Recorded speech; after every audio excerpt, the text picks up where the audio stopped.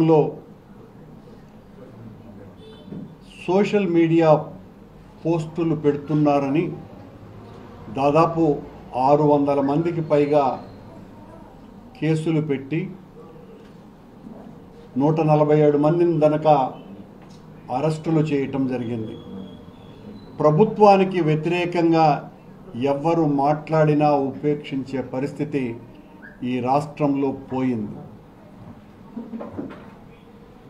Social మీడియాలో పోస్టులు పెట్టినటువంటి వాళ్ళ అంతు చూస్తాము అన్నంత స్థాయిలో చంద్రబాబు కూటమి ప్రభుత్వం పనిచేస్తున్నది. అందులో విజయమ్మ గారి మీద, షర్మిలమ్మ గారి మీద వర్రా రవీందర్ రెడ్డి అనేటువంటి పేరుతో ఫేక్ ఐడీలు సృష్టించుకొని పెట్టినటువంటి తెలుగుదేశం పార్టీ సానుభూతి పరులు పెట్టినటువంటి పోస్టుల్ని కూడా వైఎస్ఆర్ కాంగ్రెస్ పార్టీకి ఆపాదించి ఇదంతా కూడా వైఎస్ఆర్ కాంగ్రెస్ పార్టీ వాళ్ళే చేస్తున్నారు, ఉచ్చ నీచాలు తెలియనటువంటి అమానవ జాతి వైఎస్ఆర్ కాంగ్రెస్ పార్టీ శ్రేణులు అని చంద్రబాబు నాయుడు గారు వితండపు మాటలన్నీ కూడా మాట్లాడుతున్నారు. బడ్జెట్ సమావేశాలలో ఆయన తానంత గొప్పవాడే లేడన్నట్టుగా, తనంత గొప్ప సంస్కారవంతుడు, తనంత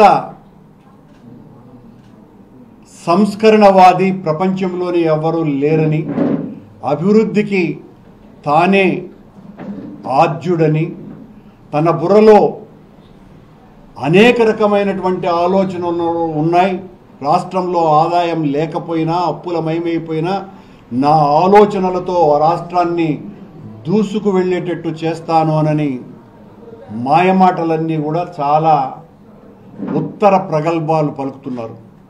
చంద్రబాబు నాయుడు గారి చేతిలో ప్రసార మాధ్యమాలు, ప్రచార సాధనాలు అన్నింటినీ గుప్పిట్లో ఉంచుకోవటం మూలంగా చంద్రబాబు నాయుడు గారు ఏమి చెబితే అదే తందానా అంటూ ఈ రాష్ట్రంలో సాగుతున్నది. ఎలక్షన్లకు ముందు చంద్రబాబు నాయుడు గారు ఈ రాష్ట్ర అప్పు 14 లక్షల కోట్ల రూపాయలని బాకా ఊదినారు. ఈ రాష్ట్రం శ్రీలంక అయిపోతుంది అని ప్రచారం చేసినారు.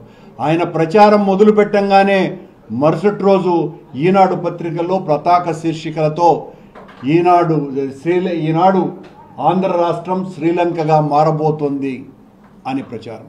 ఆ వెనువెంటనే భువనేశ్వరి గారు ఒక ప్రకటన, రాష్ట్రం అప్పులమయమైపోయిందని. ఆవిడేమో 12 లక్షల కోట్ల రూపాయలకు పైగా జగన్ ప్రభుత్వం అప్పులు చేసిందేనని కేంద్ర ప్రభుత్వానికి ఆవిడ ఫిర్యాదు కూడా చేశారు ఎన్నికలప్పుడు.